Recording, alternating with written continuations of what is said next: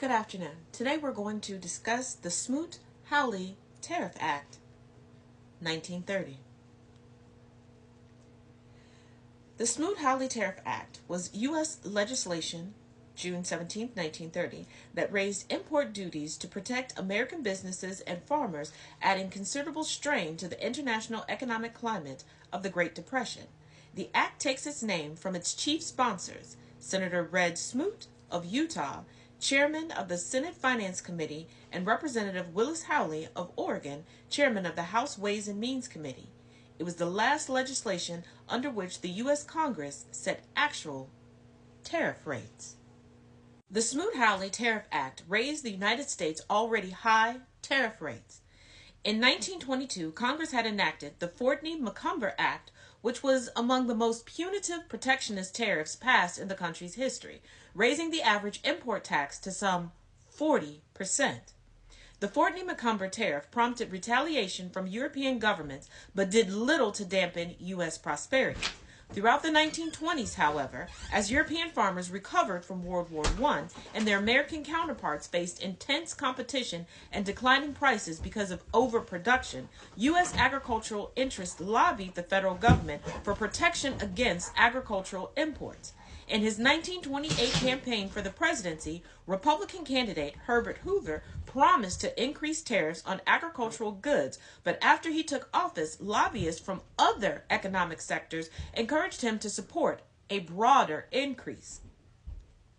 Although an increase in tariffs was supported by most Republicans, an effort to raise import duties failed in 1929, largely because of opposition from centrist Republicans in the U.S. Senate.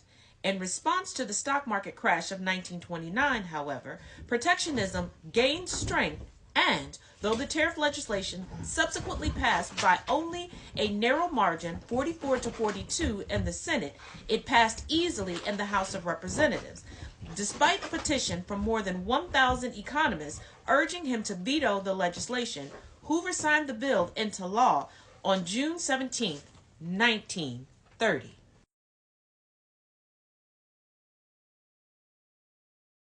Smoot-Hawley contributed to the early loss of confidence on Wall Street and signaled U.S. isolationism. By raising the average tariff by some 20%, it also prompted retaliation from foreign governments, and many overseas banks began to fail. Because the legislation set both specific and ad valorem tax rates, i.e., rates based on the value of the product, determining the precise percentage increase in tariff levels is difficult and a subject of debate among economists.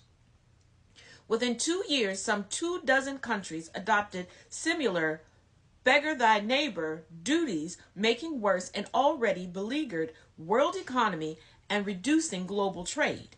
U.S. imports from and exports to Europe fell by some 2/3 between 1929 and 1932, while overall global trade declined by similar levels in the 4 years that the legislation was in effect.